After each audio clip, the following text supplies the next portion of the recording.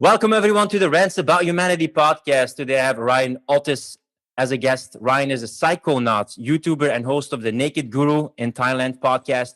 Academically trained in psychology, his mission is to reconcile religious viewpoints with psychedelic revelation to give a holistic view of spirituality that is grounded and rooted in authenticity.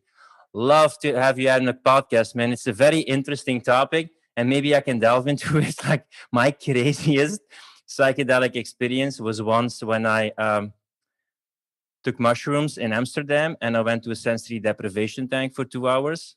Yeah. And then I went to the Van Gogh Museum, and when I went out of that sensory deprivation tank, I still have it as an Evernote. I had really a deep conversation with myself, talking with myself to my higher self.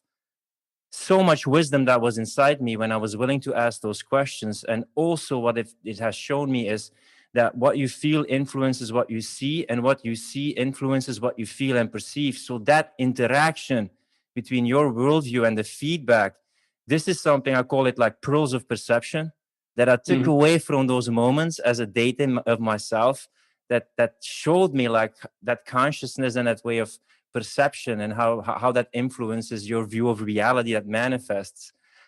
How did you have the first psychedelic experience, or what were some pearls of perception, pearls of wisdom that you got from your first entered experiences with psychedelics? Well, first, thanks for inviting me to talk on your podcast. I love what you're doing here. I checked out your stuff. Really interesting. You're giving people a platform to voice controversial people sometimes. I think that's great. It's something I've been trying to do also with my podcast over the years. It's funny because you find a lot of people, there's still a large number of people that take psychedelics that just want to get fucked up. And that's fine. That's completely fine. And I, for me, in my early years of university and, just experimenting, that's what it was. It was just a party and beautiful colors and the music was great. And there was nothing more to it. And I never recognized anything to it then in my 20s. As I left the UK after my psychology degree, I was finished. I was kind of called to leave. I walked out of a very good job. I came and lived over in Thailand at the age of 21. Here I learned the language and I opened a jazz lounge. I'm a saxophone player. And I got heavily addicted to alcohol.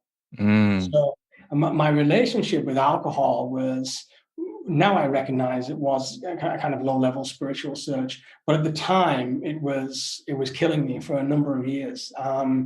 My affair with it lasted around 8 years.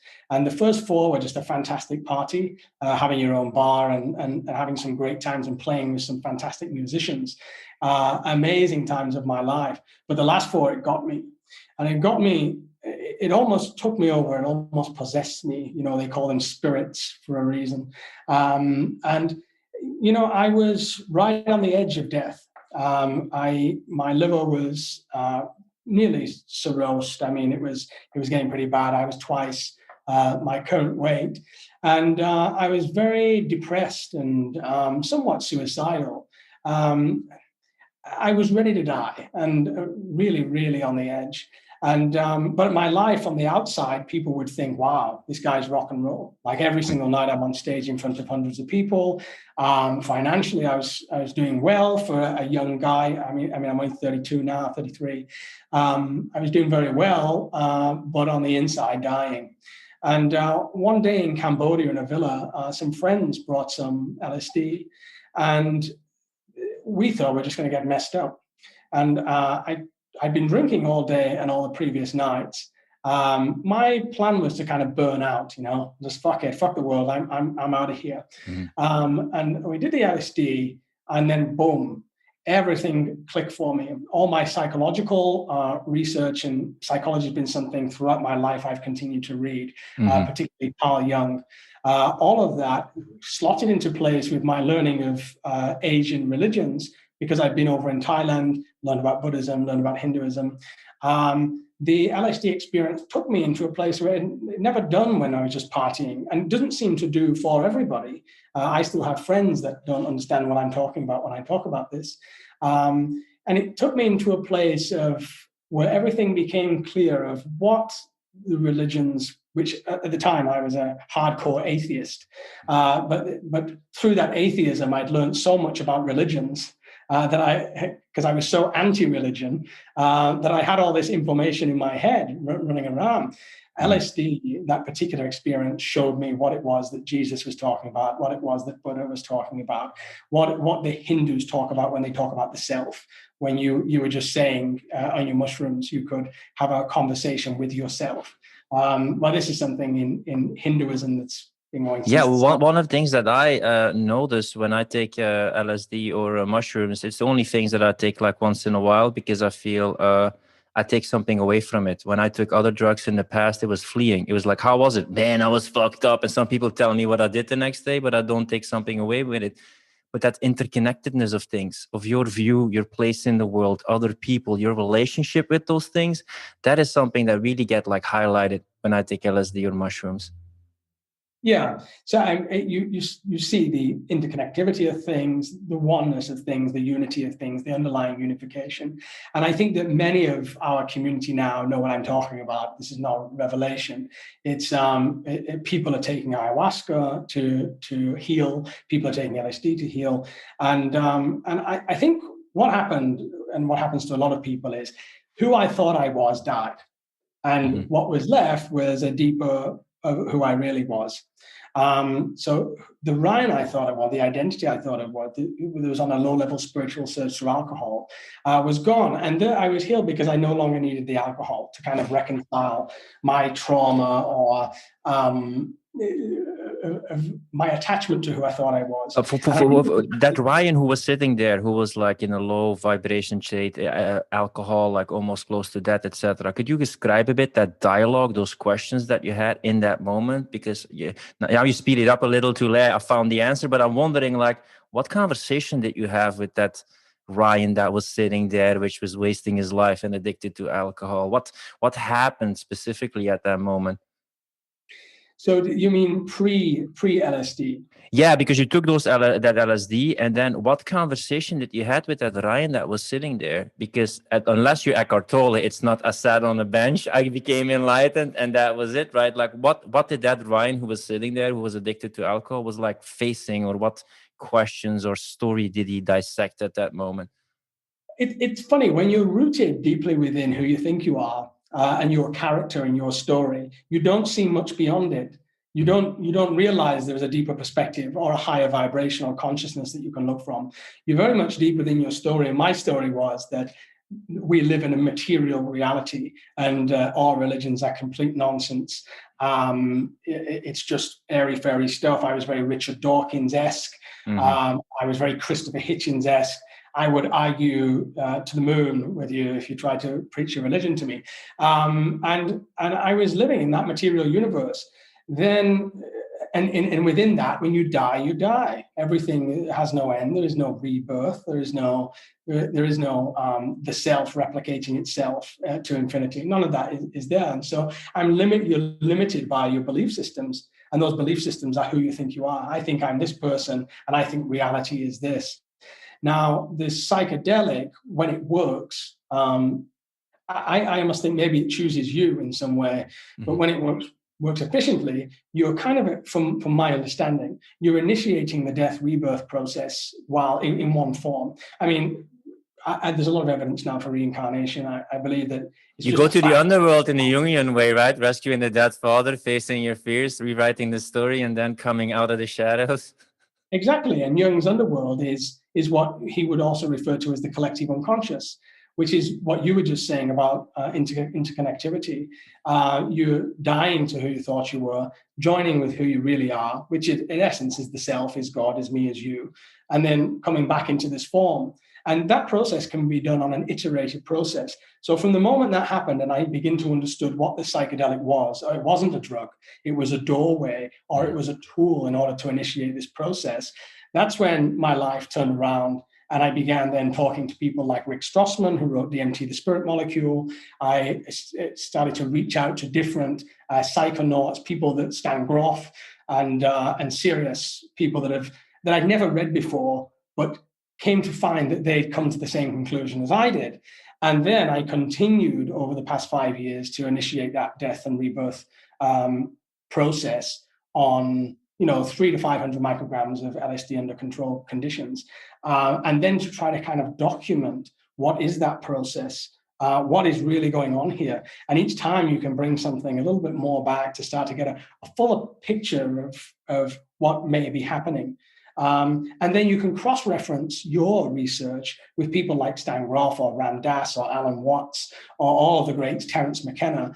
You do a meta-analysis of everybody's research and says, right, what's different and what's the same? Because we came up with these conclusions objectively and independently. So that's what science is. Science is a replicating the same thing over and over again until you find a consistent result, which is then peer-reviewed. So I was doing my own inner research of what this is, and then cross-referencing that with people like Ram Dass, Alan Watts, Terence McKenna, and finding what's the truth here.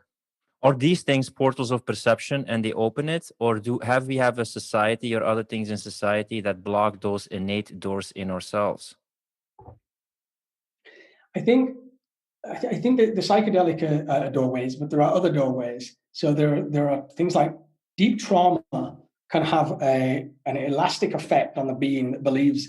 Deep trauma drives you deep into your ego. And the deeper into your ego you go, the more chance you have of breaking it to pieces and realizing the illusion of who you thought you were. And I think that can also happen with things like travel. As you start to travel the world and you see, every human being is kind of doing the same thing. They got a mom and dad, a house, they're trying to make a living. Oh, we're not as different as I thought we were. Hold on a minute, we're not different at all. There is absolutely no difference other than the superficial between any of us. We're all actually, just the way a cell makes up this body, each being is a fractal of a larger being, which we know as the one being of the self. But then there are some pitfalls of the process too.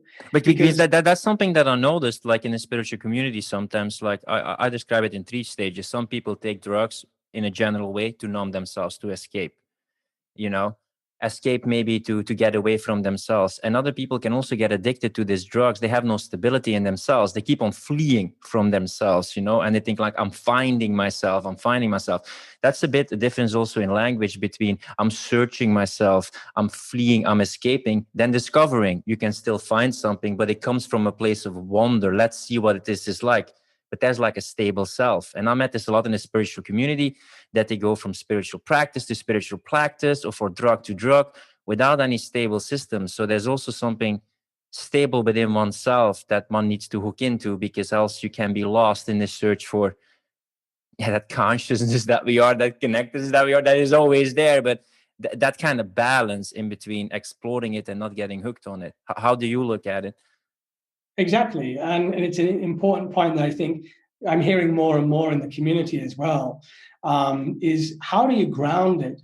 And how do you then behave in authenticity? Because when you die to who you thought you were, the initial impetus is to then think, well, if I wasn't that, who am I? And then you make a new you. And we call that the secondary level of the ego. It's the spiritual ego. Well, I wasn't that guy that was drinking and the musician. Now I'm a spiritual guru. And that's why my channel is called The Naked Guru, because it's about eliminating this, taking off the secondary ego as well, and recognizing the illusion of that. And the ego is ad infinitum, because the universe is ad infinitum. It will create a tertiary ego and a quaternary ego. And I'm talking to you from the point of the ego now. I'm no egoless. But the more we can come to observe that, oh yeah, the yogi me, the one that's doing yoga and doing the ceremony as well, has facets of inauthenticity, because the ego has gone in through the back door, and you are still rooted in the separation you were rooted in when you thought you were who you thought you were in the first place. You're still rooted in separation, because there can be kind of levels of competitiveness. I'm a competitive meditator. I can meditate longer than you can. I'm more spiritual than you are. I know God more than you do. And this spiritual Olympics, yeah. Yeah, and it's funny because there's nothing wrong with it. And I also went through it in the first I'm process. More authentic than you.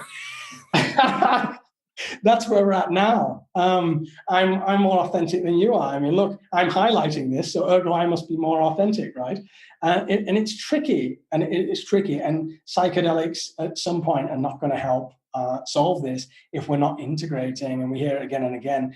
You got to spend your time in God, and then spend your time in human, and be human. Go to the shop, do your shopping, hang out with your kids. Use the incarnation. Don't just go off into, the issue is people get caught up in I'm God, which is true, but so is everybody else. Yeah, that's bringing back the boon, what Joseph Campbell talks about. Alan Watts also talks about a lot, like, like grounded spirituality, also bring it out in the real world, still be human. What is your relationship to the ego? Because sometimes the ego is seen as the enemy. Isn't it a kind of compass, a kind of raft, a kind of navigational device for this individualized experience that also can be a bulwark against all the chaos of endless possibilities drifting in the ocean of chaos? I mean, which sounds nice, but isn't the ego not completely the enemy, and it's a matter of like integration to navigate this personal consciousness experience in your incarnate body? How do you look at the relationship with the ego and what role it plays? It's a beautiful divine instrument, the ego. Terence McKenna used to say you need to have the ego, or if you went out for dinner you wouldn't know whose mouth to put the food in. You need that separation is a product. Separation is a product of the ego, and separation is a blessing, because from what I can see, there's only one of us here, and from what I can see, we're not. Matter is the illusion. Mind is the reality. Mind is crystallizing into matter and forming separation, and the ego is the construct that allows us to navigate that. Without the ego, you cannot navigate that, and without that, there's no experience, because without the separation, there's no being, no separate being to experience anything. No time, past and future, to experience it within. So the ego allows for the separation, which allows for being. And so you can't, getting rid of your ego, you're just going back to where you were. Yeah, I love a quote by Peter Marchand, like enlightenment is the ultimate solution to the problem that never existed. That's brilliant. Yeah, I've not heard that. And also, yeah, I mean, I'm enlightened, or I went to enlightenment, but who is saying that? How can you notice your enlightenment? Then you must step in the ego or frame it or step outside of it, because how else would you notice it? I'm wondering, Well, enlightenment is the new rich. I don't want to be rich anymore. I want to be enlightened. And there's nothing wrong with this also. I'm not also trying to be judgmental on it. But to be conscious of the process and look at its comical intricacies, particularly if you're in session, as I call it. So if you're within an LSD or mushroom session, to kind of see it, it's a very funny state of affairs, because we're always chasing our tail. And I think that many of us then come to this kind of conclusion that there's nothing to chase anymore. The only thing left to do is to be and to marvel at it and to enjoy it in every moment, and to kind of focus on that. That's all there really is in the end. You enjoy this incarnation, you enjoy this taste of death, because beyond it there is no death. And I love this concept of the shadow. Also a great fairy tale by Hans Christian Andersen, by the way. I mean, enlightenment is shedding light on, and when you shed light on something, it also has a shadow. So it's a matter of integrating it. If you don't want to deal with your shadows or see your shadows, then you just have to go to the dark. Yeah, that's where you don't see your shadows, but that doesn't mean they're not there. You just don't notice them. So that's the whole thing that I love of that self-development. Let's focus on the future. The spirituality, let's focus on the present. And then psychology, let's focus on the past, or shadows, and integrate it. I always love an approach that has those three things. And I often see like people who are into spirituality who could use some psychology, people in psychology who could use some, spirituality. For me, it's about integration of those things without having that self-development ego, spiritual ego, I think, I'm seeing more and more of people working on themselves, and that's a good thing. I think that more and more people taking personal responsibility and not everybody's dealt the same cards, and some people have got a lot of shit to kind of deal with that I think, fair play to you. If you want to do yoga and you want to get enlightened, go and do that. That's the mission. That's the pursuit. That's what Buddha was doing for most of his life, follow it. But I think ultimately what we're searching for is unification all the time, whether it's through the alcohol, through sex, through something, through my spiritual practice. We're always looking for unification. You only find unification by realizing everything is already unified without anything, eventually the psychedelic is not required, because you can come in and out so many times that you start to kind of just meditate on that. Oh yeah, that tree there, wow, doesn't it look like a lung? Oh yeah, that's because it's the same thing. That person there, don't they have a very similar skeletal structure to me? In fact, isn't it exactly the same? Oh yeah, because it's all one thing. And you come to this meditative space of, okay, it's all one, but that doesn't mean that me and you need to stare intently at each other and look how present we are. It's like you can be spiritual and grounded too. You can still watch football if that's what you do. You can still engage in human activities. You can watch the TV. Some people say, I never watch TV. It's no less spiritual, because everything is spiritual. And if you want to see enlightenment, look into the eyes of the child, because the child is enlightened. It's the closest thing to the one, the closest thing to the source that you can find. And I think that's because I think a big factor of that is language. So what we do, thought is rooted in separation, because thought is language, and language is categorization. So language automatically says, hey, that's you and this is me. So we construct our reality through linguistic syntax, very limited linguistic syntax, A, E, I, O, U, and the combinations thereof with the consonants. This is a very limited code and framework that you then say, well, this is reality, rooted in separation. And then when it's not enough, the being says, something's not right here. I want to be unified with everything that is. Well, you can't do that within thought, because what I like about psychedelics is that you can have that, we think we're just one thing, but we're actually a story. We're a narrative. We're like a role being played. And according to the situation, that role can possess us. But what with me, those psychedelics do is I can have me having that experience. I can look at me having that experience. I can have me having that experience at that point in time. I can see that stretched out, during what I've been through and what I can, my potential, and then me connected with other people and my relationships with them. So I see those different standpoints, which I almost never do, because I don't get away from myself and then look at all these aspects, zoom in and zoom out. And that is something what these psychedelics really do to me, to see like, oh, this is like, how we can approach it, look at it, context wise, your perception, you're not just this. I mean, that's my experience with it, right? I don't know what your experience is, but that was like a conversation which sometimes can be a bit confronting, because we have so much noise and busyness that we get away. But when we take a breather, and then allow to have a conversation with us, I truly believe there is a lot of wisdom in us. If we ask these questions, if we take a pause, if we look at ourselves, if we get away from ourselves, I think that's often so important why we travel. We get away from all those attachments and memories, and we can have a fresh perspective on ourselves. So that's really what I like about it. Yeah. And, something I touch upon quite a lot is and it can get a little bit tricky, but it's the idea of collective agreements. That actually our reality is only a set of collective agreements. So, at one point we all stood around and said, okay, the world's flat. And we all agreed it was, and therefore the experienced reality of the world was that it was flat. Now we say it's a sphere, and that's our experienced reality. I'm not saying it's not a sphere, but it could be something far more profound than an infinite universe. It could be something far more. The idea of money, a £20 note is a £20 note only because me and you say it is.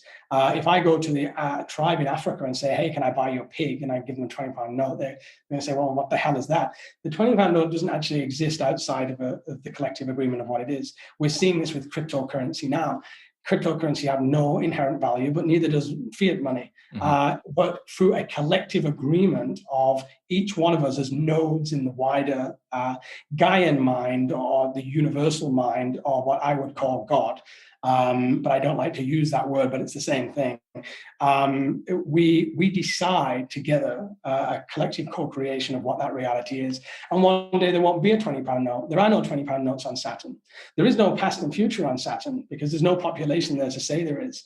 So as you start to become woke, and I use that term lightly as well, but the more we're able to kind of get back and step back and step back to kind of see what's going on, we experience something Jesus called revelation, but what we now call a download.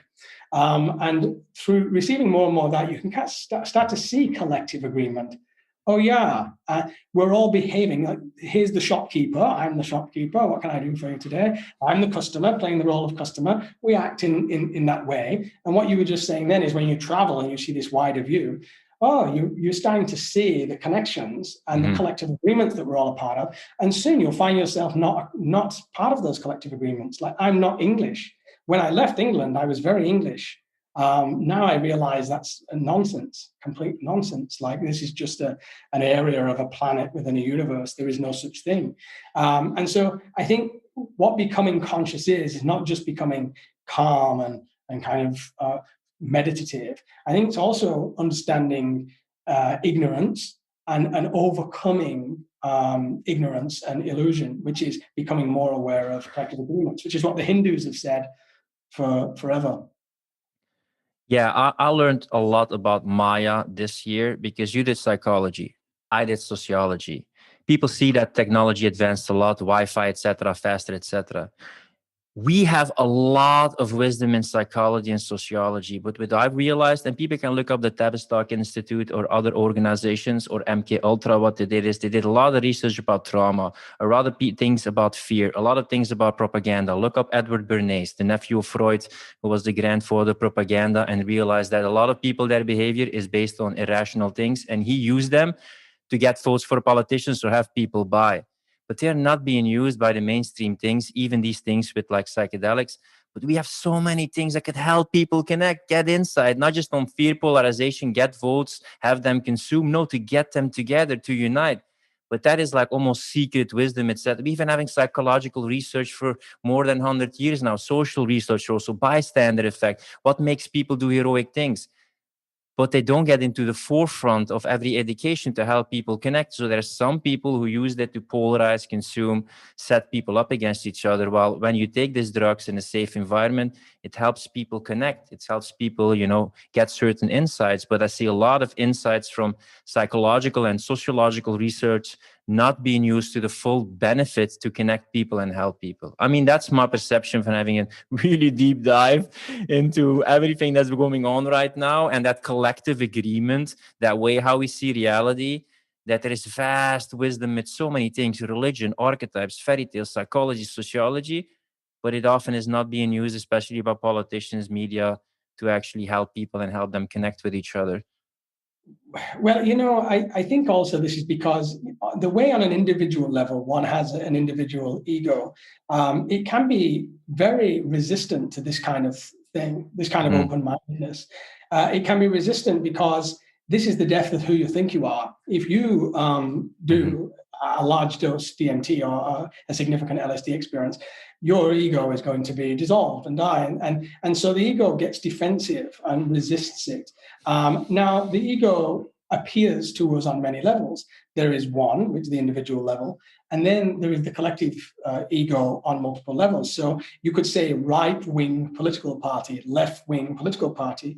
Each node individual makes up part of one collective ego, and it's not in their interest to dissolve those egos, because there'll be it's the death to who they are. Yeah.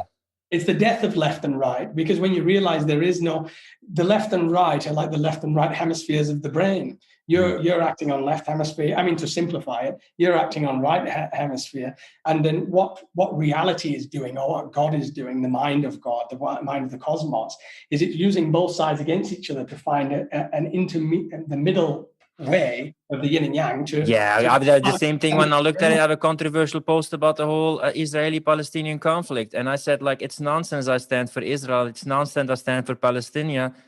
I see poor people suffering, regular citizens suffering for power abuse. I can advocate why Jewish people are suffering. I can advocate how Palestinian people are suffering. Action, reaction, action, reaction. And then they blame it on one side. I don't choose a side, but I just look higher up. How's it being used, politicized, weaponized? While most people, just regular people, suffer from it. And I just, feel for them both, I mean, what I have faith in, though, is when you delve deeper through the use of these tools into the collective psyche, into the collective unconscious, you realize that the intelligence there is profoundly vaster than human intelligence. And I believe what's going on is a part of an unfolding process which has a logic to it, and ultimately will go in the direction that it wants to do. It may seem it's going in the wrong direction sometimes, but actually I have faith that it is. Do you think on a spiritual level, this is just something that works itself out? Because one thing that I feel with all this technology, that no matter how you look at connectiveness, it's vibration, it's energy, it's frequency. I see sometimes people replacing that connection with digital connection, and it can sometimes interfere with a level of awareness or consciousness. Do you think organically, like it will still take over, and manifest itself? Or do you think there's a bit of repression through all the technological means right now that stops or slows down the awakening? My view is quite controversial. So, because I think the technology is an extension of ourselves, I don't see any separation between it. So I don't see any separation between me and the phone. The phone is me. The Wi-Fi is part of the collective consciousness behind matter. The matter is an illusion. The phone is an illusion, but behind it, the Wi-Fi is real, and behind the matter is mind. And I think what I think is happening, and I'm not saying I'm correct, but with my dialogue with the mushroom, is that mind crystallizes into form in order to adventure and explore itself throughout the cosmos. And that form is constantly evolving and changing. So it's the fish coming out of the sea onto the land mammals coming into the human, same consciousness, same thing. And then eventually we are digitizing. So I think that consciousness is going into AI and becoming the future human, which actually is very energy efficient. It has all human perspectives in itself, and it can travel the cosmos without a spaceship or something like that we would require. And it seems it's coming into that kind of what we call a singularity. So you're positive. That's like would be thought-provoking for me, because I often have people who are very wary about it. The things that I sometimes have about transhumanism is who will program their morals, their ethics, their freedom of will, their choice, a lot of things that make us human. So I'm thinking like, who will decide what to integrate with that matter or robots, etc. That will be like the watchmaker, the person who's going to play God by, what shall we input and how shall we merge humans with technology. And what do you think essentially is human, makes us human? And will we still have that when we merge with technology, you feel? Well, again, I believe we already merge with technology, because I see technology as an extension of the self. So I don't see any separation there, but it's the same question of who programmed our morals and ethics, because it wasn't a separate God, because you are God and I am God, and we've kind of come to some, I think we're all coming to some kind of agreement on this in some way, although I live in my own little universe, so I don't know sometimes. I don't know how widely believed this is worldwide, but who programmed our morals? We did. And who's programming the AI morals? Well, we are. And what is the AI? Well, it's us. And so I think that it's all the same thing. There is no, a human is playing God by programming the AI. The human is God already.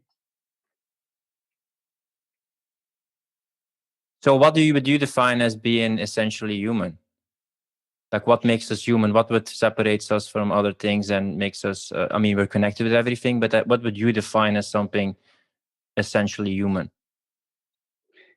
Well, again, the word human is just something we've labeled it. And it's another syntactic term rooted in language, which allows for separation. It's like my name is Ryan, your name is Filip. But what relevance does that have to anything? It's just a word that we've applied to a unity in order to create a separation, or we wouldn't be able to have this conversation. There's you and I. Again, words that I projected, you're over there and I'm over here. There is no over there and over here. It's all here. It's all now, and it's all one in my perspective. So there is no human or animal. The human and the animal are of one phenomena. You look at an animal, it's the way it moves, the skeletal systems are made, the way it's conscious, the way it eats, the way a mother chicken, because I live on a farm here, but I was watching the chickens today, and I was watching the mother chicken protect the baby chicken.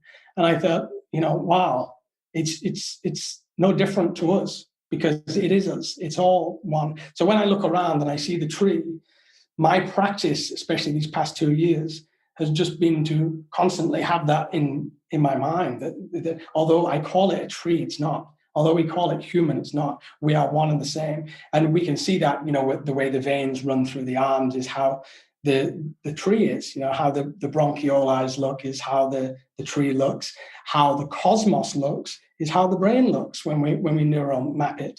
I mean, these things, there only seems to be a separation. It's interesting that I have this talk with you, because I have a completely dystopian view that we're building like the Tower of Babel, that this is Atlantis that wanted to control everything with technology, and it tried to achieve the godlike mode, and it's going to destroy itself because it wants to control nature. And for me, it's going to get away from human nature. And I think then people will come back to themselves. The problem I have with technology is that people are not so strong as it willpower.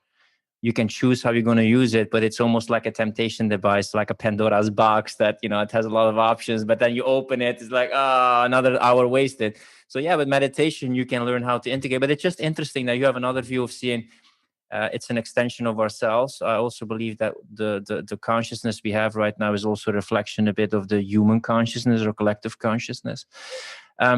One of the things I also would love to ask you is, what do you think of the theory of the Amanita Muscaria, that most of religions came from drug-induced experiences?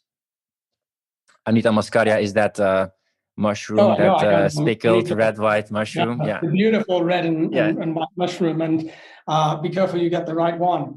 I think it's just become quite clear to me that, Moses in the burning bush, for example, that bush, the acacia bush, has the highest concentration of DMT of any other plant there. It's quite clear that if the bush was burning and he was breathing in those fumes, he was having some kind of DMT trip.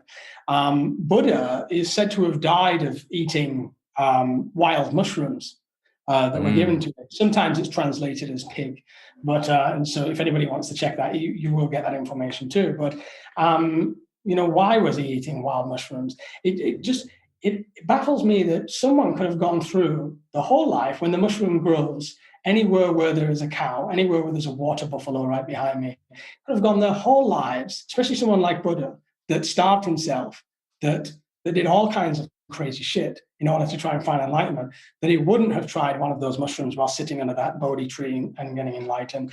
And for me, that's the only contextual way that I can see it happening. Now, I'm not saying it doesn't happen to people without this. I think it does. Eckhart Tolle is maybe one example. And I think that it happens to a lot of people that then they don't mention the psychedelic. They conveniently kind of overlook that. And I think it takes some of us to come out and say, actually, no, it was the teachers that taught me this. It wasn't just me that came up with it. It was the plants and the mushroom. But I think that a lot of people are worried about being socially ostracized. I think Einstein was dealing with things like this. And I think that if he came out and said, oh, by the way, it was psychedelics, all his credibility is gone, because the collective ego that is science says that's no longer science. I mean, Rupert Sheldrake, who I also interviewed, talks a lot about this. And I think Sir Francis Crick, for example, who came up with the shape of the DNA molecule. Yeah, together with Watson, right? Yeah.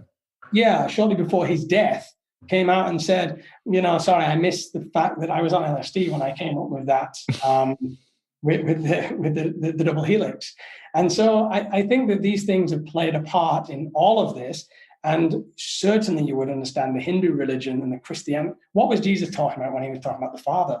Oh, he was talking about, in his terminology, the self, what the Hindus call the self. what Buddha maybe would say Dharmakaya, that there is The only Atman, emptiness.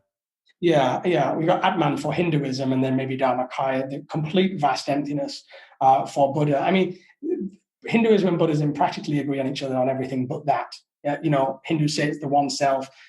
Buddha says there is no self. It's complete emptiness. And for me, they're both sides of a yin and yang anyway. What Jesus said was the kingdom of heaven within. Well, take 5 grams of magic mushrooms and you may see the kingdom of heaven within. All of this is just, what you have to do is contextualize it and put it in the language of the time, and you start to see that by the Father, he meant the universe. By God, he meant the universe. And by the kingdom of heaven within, he meant the dimension of heaven within. Also, it's very clear to me that these have always been a part of our culture. And I think that what Graham Hancock said, we've severed our connection with spirit. That is our major problem with the human race, is that we have cut ourselves off from the vast intelligence of the cosmos.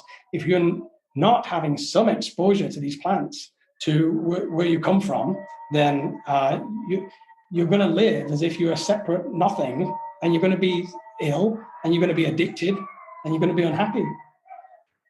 Yeah, because when you look at all the innate wisdom about the nadis, let's say, or acupuncture, or these chakra vortexes, I mean, you kind of wonder like how these people so long ago have this wisdom. Or sometimes when you take psychedelics, you can see these mandalas or patterns or energy centers, so you kind of wonder like, where is this wisdom coming from? Or when some people who work a lot with fascia, and they see how it all stretched out, and they look at the third eye, or how it's like connects, like, how could these people know this when we only find this out now, So you really wonder where people get all this wisdom when they didn't have the scientific tools yet. Yeah, and I think some of it is psychedelics. And I think, like I said before, I think sometimes the collective unconscious or the connection with the cosmic mind can spill through into certain individuals. And I think Eckhart Tolle is probably an example of that, who went through his depressive moment and then came to understand, okay, who I thought I was isn't who I really was. And and I think it's through multiple sources it can happen. I think there are some people that are constantly connected to that deeper mind. What in India they call the gurus. Although I haven't come across any one of them that I think is completely credible. Not yet. In my own personal experience, I'm not saying there are none, but for me, I haven't seen any direct example of what Ram Dass might say about Maharaji, but I guess Ram Dass would also say the guru is the self. You are your own guru. You are the guru. The ultimate awakening is to realize you can't find it in anybody else. It's you. You're your own guru. Yeah, for me, it's more about perception. Do you think these miracles that they saw was also drug-induced, or do you think that was something true about those actual miracles that they did? Well, it makes sense, doesn't it? I mean, if anything you're going to believe water turning into wine, if I said, oh, yeah, you turn water into wine, it doesn't really make sense. But I said, he turned water into wine, everybody was on mushrooms. Oh, okay, right. Now it makes some sense. And those records are from so long ago. I mean, there have since been probably millions, if not billions, of Jesuses.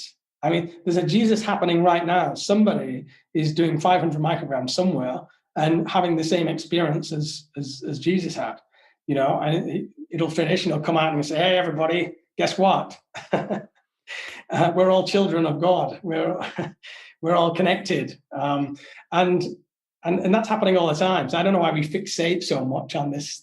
Isn't that crazy that I hear someone speak like we're all connected, we're all son of God, and that's being seen as a crazy person? Like, what's wrong with that message? And somebody else could be like, Muslims are the problems, these are the problems. And they get into prime time. It's like, yeah, healthy debate. These people make sense. And as soon as someone starts to talk about love and happiness, and I was connected, like, okay, this guy is completely crazy. Like, if you call someone crazy, like, that more extreme message and depressing message, maybe that's a bit extreme, Yeah, I mean, again, each religion is pointing to one fundamental truth, the one fundamental truth, but each one is inherently wrong as well, because each religion is itself a collective ego.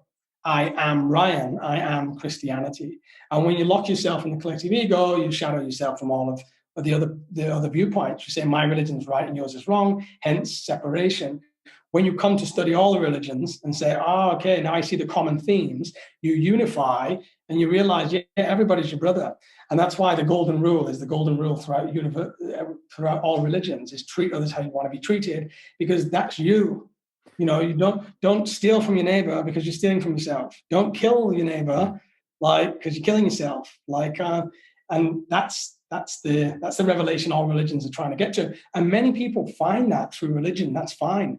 Like it's a good way through. But many people now don't distrust religions and they hate them and they become these hardcore atheists, and then they miss the message. Yeah, I think it's a good, I mean, you can tell me your input that it's good to read some fundamental religious text, or fundamental, not fundamentalist, but fundamental religious text, or fundamental philosophical text, because when you read that and then you have the experience, I mean, both of them, like philosophy and religion, kind of talk about the deeper things in life, right? And when you have that intention to go into that experience, then you can take some wisdom with it. Would you advise reading any material that you might be able to take in your journey? Like, I suggest some philosophy or religion, etc. text, or fairy tales or mythology even. Yeah, I think, Jung managed to do this without any psychedelics. Jung was somehow connected with, he saw all of this far deeper than I see it, and far deeper than many others did. And he came out with it to the detriment of his credibility in the psychological community. And he came out and he said he knew that guy. And I checked all of his letters. I obviously read his memoir and his autobiography. And he was against drugs. He was against mescaline. He never tried any himself. So I don't know how he got there. But Jung is great reading, but it's a bit complicated. Mm-hmm. If you just read Paulo Coelho, the author, I mean, The Alchemist is a metaphor for finding yourself. What do you think we mean when you say finding yourself? It's not finding Ryan, not finding Filip. It's finding the self, not yourself. And that's the journey of life. That's Joseph Campbell's hero's journey. That's what we're all up to. And so I think even that, I mean, they say every book can lead you to realization, right? No matter what you read, eventually you start seeing the patterns through it all. And through the psychological data, the spiritual text, the religious text, and you come to a point of understanding that being is an act of love, because it's lonely in oneness. If the cosmos is a oneness, it's a very lonely oneness, or at least in my experience, and it's a profound loneliness if it's oneness. It's an often overlooked symptom of understanding oneness is that there's loneliness there too. And so being is an act of love. The separation into me and you is how the one loves itself. It's how the one experiences itself. Whereas I can say I love you, you can say you love me. We make love into an object, although it is the fundamental basis of reality is love. Love is a synonym for God. God is a synonym for consciousness. Each of those three linguistic terms are the same thing: God, love, consciousness. And and so being is that act of love in separation. And what we're trying to do, each of us, is to find unification all the time with love and oneness. And it's often symptomatic of loneliness. How lonely do people get when they have no friends and they sit there? Suicidal they can become. That deep, profound loneliness. They'd rather kill themselves and join the infinite, the timeless. And I think that's it. I think that striving for unification is often leads to addiction, depression, and the psychedelic can open the doorway to show you the reality that of where you come from, and you can reconcile them, and you can come back into separation with the knowing that death is an illusion. You overcome your fear. You realize your infinite nature. For people who are not well aware with like psychedelics or endogens, as you call it, could you give a little bit of an overview about what's out there? And before we go into like safe use or what's the best context is or intention or group, etc., could you give a little bit of overview of the most used things that are out there and what kind of the effects that they have, etc.? Yeah, and some of this will be subjective as well. How I have different relationships with these things, and mainly you can do it under more legal circumstances in the UK. In Thailand, it's illegal, so I don't do it there. But there are places in Amsterdam and Europe you can go, and places where you can do it legally. And from my experience of this, for me, the mushroom has always been a teacher. It's not just been me there looking through the landscapes. There's been something else there, which I kind of see as a spiritual hologram or a kind of spiritual apparition of the mushroom itself. It's almost like there is a teacher there. And what they allow you to do, for me, what it's been is, it's allowed me to kind of take a deeper perspective on your life, go back and revisit the reasons why you are the way you are, healing through reconciliation and unification with oneness, with the cosmos, and dealing through your trauma, things like that with the mushroom. It's always been a teacher. Now, I mean, there are far out landscapes and vistas within the mind of the universe that you can travel to, and some of those realms are really, really out there. And on the higher doses, you can really go out there deep into imagination with obviously dragons and all kinds of aliens. Have you seen aliens? No, not with the mushroom. With the mushroom, it's always been kind of a unifying experience, and one that's working through analytically any issues that I have. And we all have issues, and we're all continuously working on ourselves as a process. I'm no finished product. Yeah, for me, the mushrooms has been like a more natural thing, that like LSD was a bit more perceptual for me, and it was a bit more focused on the heart and like connection. But for me personally, right, like LSD was more playing with perspectives, and mushrooms was more from the heart and warm and connecting and those things. Yeah, it's definitely a little bit lighter on you. And with LSD, I'd say it's in two phases. There's the lower doses where you can have a similar experience to the mushroom. Of course, LSD is derived from ergot, and ergot is a fungi as well. So we're talking about, again, this very similar thing. But on the higher doses, LSD can initiate the death rebirth experience. And your best guide to this is the Tibetan Book of the Dead. If you've read the Tibetan Book of the Dead or listened to it in audiobook, then great. If not, check it out before you do any kind of high dose LSD. It will provide a map. Ram Dass and Timothy O'Leary wrote the book, The Psychedelic Experience, in the 70s, and they based it on the Tibetan Book of the Dead. The Tibetan Book of the Dead basically shows you when you die, there are certain apparitions and landscapes and deities that you can meet through that death experience. And on certain doses of LSD, it will be reflected what they've said in that book. Here, you can travel to what can be perceived as hell realms, but they're just facets of the personality of the psyche. In my worldview, everything is the psyche. The whole universe is the psyche. It's all mind. But while we're in this limited form, we only experience a small amount of it. The LSD will thrust you at high doses into the universal mind, into causal reality. How much are we talking about here then? At that maybe level? 400 to 500 micrograms, which if you read Chris Bache's book, LSD in the Mind of the Universe, I also interview him on my podcast. He has documented over many years. He was a professor that had to keep his psychedelic use very, very secret for a long time. He documented 500 gram microdose sessions, 73 of them. And his detail in that is just profoundly beautiful, because he describes how he went deeper and deeper into the oneness, the one mind, the one universal mind, what he referred to as the diamond luminosity of pure love, pure oneness, pure being, which we are only a fractal of.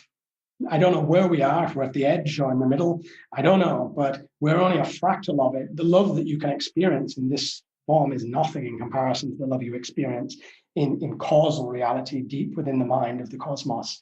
And so LSD for me is a death rebirth experience. You'll die and come back into this form, and you can learn from it what you can if you're taking notes. And the final one I'll mention is DMT, which my experience is less limited, is more limited with it. But this one, is completely out there. And I saw it as interdimensional travel. And it's short, right? It's 15 minutes max, right? The experience itself. Yeah, you're talking, mine were only 8 to 10 minutes. Although depending on the dose, they can feel like 10 hours, even lifetimes. This one, you can kind of puncture through to all kinds of different realities. And I think they are dimensions in between us and God. Would you call it an outer body experience? Sorry? Would you call it I haven't taken it yet. Would you call it an outer body experience? Yeah, I think, many people I talk to open their eyes through DMT, and I find that's quite surprising to me. I kind of close the eyes and go inward, but on certain doses, this dimension will break apart completely, and you'll pop into another dimension. My experience, I was met by 3 large, slender beings. And by the way, I've never been an alien UFO person. I'm just telling you how my experience was. They were made of a dark marble, and they had blue electric running through their body, 2 female, 1 male. And they approached me, and I was shitting myself because I thought, shit, what the hell is going on here? And I said to them, don't hurt me. My heart is pure. I said something along those lines. And the male one said, yes, we know you. We know all about you. And the 2 females put their hand on my head, and a kind of blue or white light ran through the body. And the male kissed me on the lips. And it was almost like a complete download through the mouth into the body. And then they said, we have to go now. And I didn't want to go, but I had to go. And then I came back into the body, where I lay on the bed with a duvet, because your body temperature will drop quite high when you do DMT. I think it is to do with that kind of transportation effect. Now, for some people that may be listening, especially some of my subscribers that are not so into psychedelics, some of them, you can, if you want to delve deeper into this, Andrew Gallimore is a PhD psychologist that's studying this in Tokyo, and he's doing scientific trials on this to show that what I'm saying is not a hallucination, but actually a replicable fact. And then I also point you to Rick Strassman's work, who wrote DMT. When I would look at you, go into the experience, would you just be lying down for the observer, like who looks at you with everything that you described? Are you acting it out, or are you just like lying down? It's all just perceptual. Mainly lying down, breathing very heavily, because the experience is so intense that it's nothing like LSD or mushrooms in many ways. You hit the climax point of the indraw, and poof, you are gone out of the body. It is, you think you're not coming back. Let's put it this way. I've done it on other occasions where I was ripped out the body, and I thought, I'll never see my mother because again. This is the thing. I mean, that's according to me, what I read, that it's the thing that's being produced when you are born and when you die. Yeah, they still haven't managed to prove that yet. But in terms of, in rats, they have found high concentrations in the pineal gland. Again, Rick Strassman in New Mexico ran trials on this. He's a scientist that never did any psychedelics, never studied psychedelics previously. And he basically shut his research down. He's like, there's no explanation for this. This is not a drug. It's a transportation device. And the more humanity, for lack of a better word, because we've discussed that, but the more we mature and the more we come into the self, and the more we become more conscious and aware. And I don't mean more spiritual. I don't mean we're going to become more Zen. I mean, we're going to become, we mature, and we can kind of see what these things are. The more these things are going to be used as the tools that they are, and they're not going to be categorized incorrectly as drugs like cocaine or ecstasy. And I think we're seeing that open. Even Thailand has just taken away psilocybin mushrooms from their narcotics. Yeah, because there's also a lot of research being done. It used to be done in the past with MDMA, with having people be more empathic and get over like depression. Before I'm going to end the podcast, of course, with some safety rules, like what to do, when to do it, how much to do it, because I want to make sure that if people want to explore this, that you give some guidelines, what from delving into this. Do you have any view of ayahuasca and mescaline? If those two, maybe you could touch on like briefly. They're not my area of expertise in any way. And so with the peyote, it's actually legal here in Thailand. I grow it on the farm. But I really peyote out here like it's 24 hours or whatever, no? What Like do it's you very, mean? I mean, I think like mushrooms, that's like Oh, six, mushrooms. 8 hours, like, LSD, 8, 12 hours, but peyote seems to be like a whole day or like very long. That's what I heard. Well, the famous, Aldous Huxley experimented with mescaline a lot, and his book, Dose of Perception, was about that mescaline experience. And again, with ayahuasca, it's not really my mode of expertise. I won't speak on that at length, but in terms of safety, the guidelines are there, and the best book is The Psychedelic Experience by Richard Alpert and Timothy O'Leary. There you're going to get a step-by-step guide of exactly what you should be doing and really what you shouldn't be doing. And there's so much great infrastructure now, particularly with Stan Groff's foundation and his wife, that they've set up some real great guidelines, and even a call center where you can call these kind of like good Samaritans, and they're going to explain to you how to. I think it's only available in the States, but they're going to explain to you what to do, and if you have any freak out, and even afterwards, because a psychedelic experience afterwards can leave you very, very unsure what the hell's going on, and it take a long time to integrate it. You've got to give some real space. I see a lot of people fall off the edge in our community because they just For me, I had a friend who was taking like LSD every weekend, and that's my perspective, right? Like I see that stuff as a date with myself, really a date with myself. And when you're gonna do that every weekend, I feel you're raping yourself. I mean, for me, it's precious, and then I have to let it sink in and have to let it integrate. And I don't know, because maybe you could give some guidelines. My guidelines would be your intention is important. Your surroundings are important. In the beginning, especially like when you're a control freak, make sure you have some freedom, you have some nice candy, a nice place, some nice music, some good friends that you can return to if you don't feel that good, etc. And then just explore it, and see what it's like with an open mind, and then feel a bit safe. I would say like that's a good way to like start it. Don't just take it like, oh, yeah, you have this. Okay, let me just take it, because you're in for like 6 hours, 8 hours, 10 hours, 12 hours. Or there's some like that book, definitely check that out. Or there are some kind of guidelines for anybody who wants to just introduce themselves. Like, what are some ways that they could enter that world in a safe way, that they don't have a bad experience or a very negative experience? I think what would really help if you knew somebody that, or you can go to a place where they do this professionally, and there are many in Amsterdam. For the first time, at least, if you go with another professional that knows what they're doing under controlled conditions.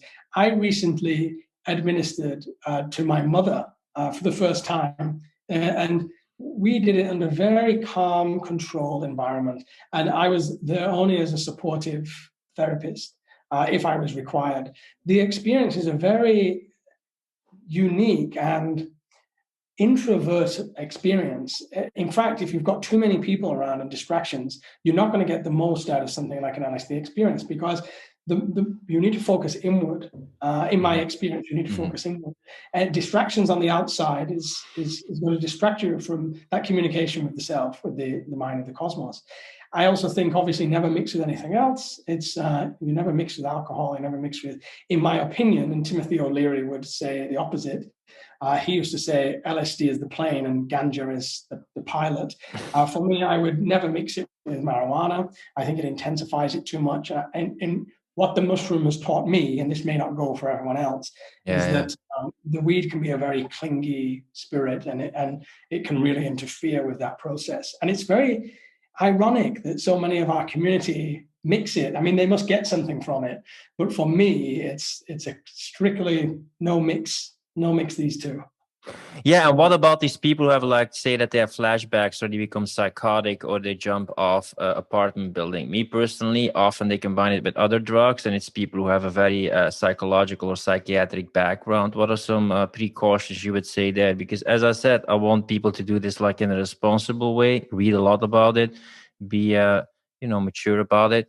What are some things that you know about people having very negative experiences or becoming psychotic, etc.? What were the reasons that those people had that experience? Or I think it's multiple factors. It's very circumstantial. It's about a kind of certain level of maturity. What are you mixing it with, and what kind of supervision do you have?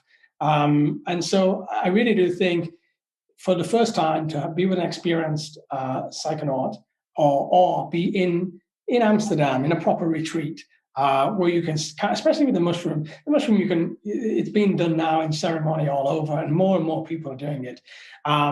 That one, you can, or even start yourself, if you can't have access to that kind of thing, you start yourself on the very low doses, even the microdosing regime. The microdosing can do wonders as well if you're feeling depressed, or I mean, James Fadiman's work you might want to check out.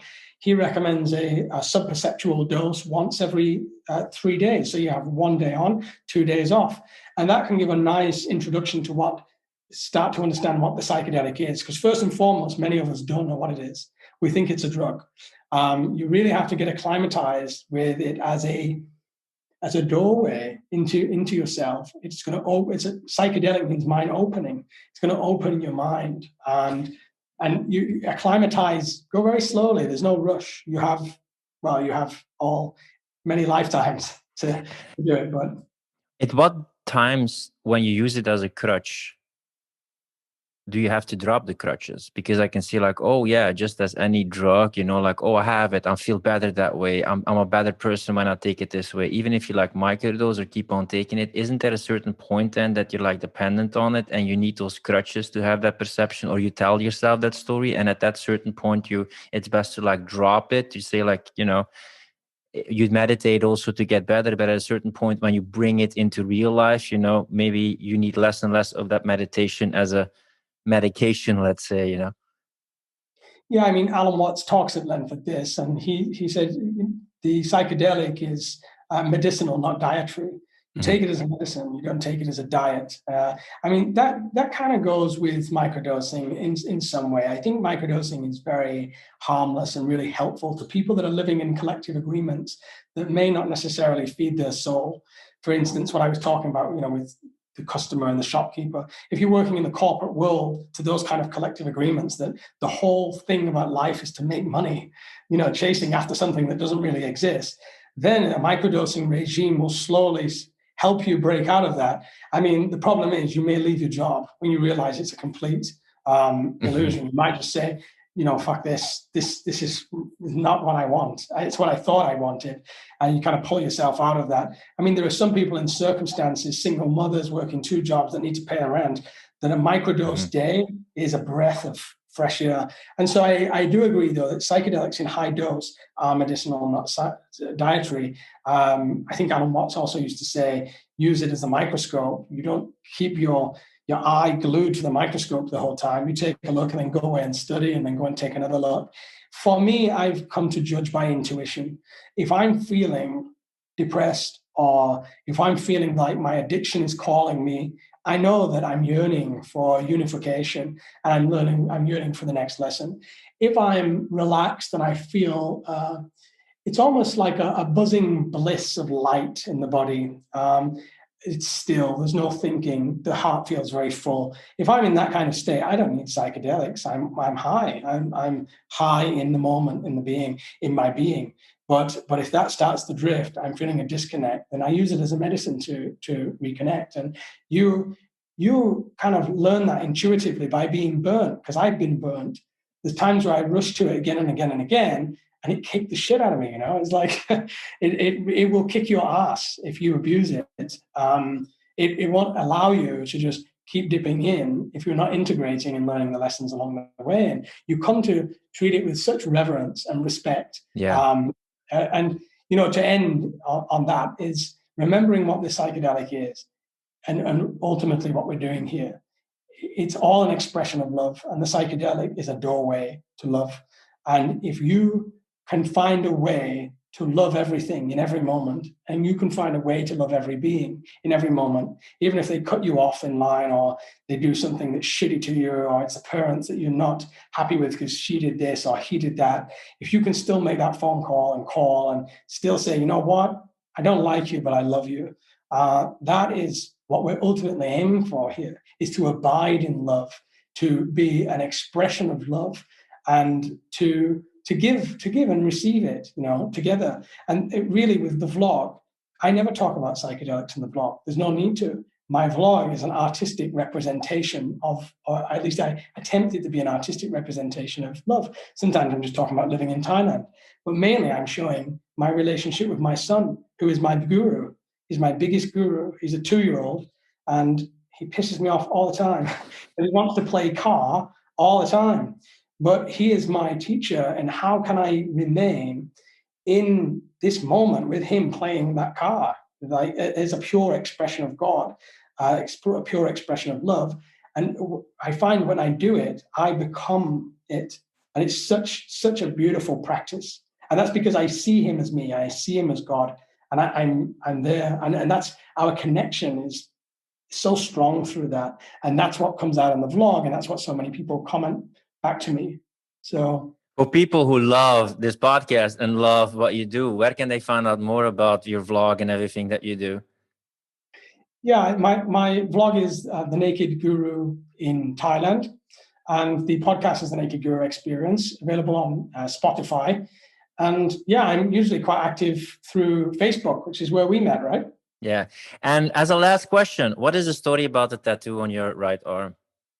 Oh, what a question to end on. When, one problem with dying and being reborn again and again and again is that sometimes the tattoo that you'll get you don't believe it anymore, because your views on life change, but you got the tattoo. And so my tattoos were something Ryan believed when he was Ryan. And this one says, feel the fear, live the dream. And ironically, I've given up fear as a way of being, because it just doesn't suit us. You can choose to live in fear, or you can choose to live in love. I used to see fear as a motivator to be successful, to you're feeling that fear, you live in the dream. And it was part of my ego of needing to be loved by others, needing to be relevant, needing to build something big. I needed a big jazz bar and stuff like that. And when all that fell away with the death of Ryan, there was grief there, of course. There's some grief of when you die to who you think you are, you experience grief, and a lot of confusion. And the tattoos remain, and I guess they're like a tombstone. They're like a little, what do they call it? Is it an epilogue or an epigraph, what they carve on a tombstone? Yeah. But I guess that's what they are. And I'm glad that I have them still, even though I don't believe them. Ironically, I have another one that says unus vita, which is Latin for one life, which is absolutely against everything I believe now. That's funny, man. That's interesting to see your whole journey to the underworld, your rebirth, and then connecting and bringing love into the world. Thanks so much for your hero journey and sharing it on the podcast. And I wish you all the best with everything that you do, Ryan. Thanks for being a guest on the podcast, brother. If you like this podcast, don't forget to subscribe and support our mission of freedom of speech. With increasing restrictions on fundamental freedoms, we believe that now, more than ever, is the time for you to be an online coach or consultant and become independent from the system. That's why we created the Client Closer Academy. Learn how to consistently enroll clients and join a community of fellow free thinkers who value personal responsibility, speaking their truth, and making an impact. Find out more at clientcloser.com/academy. Rant over.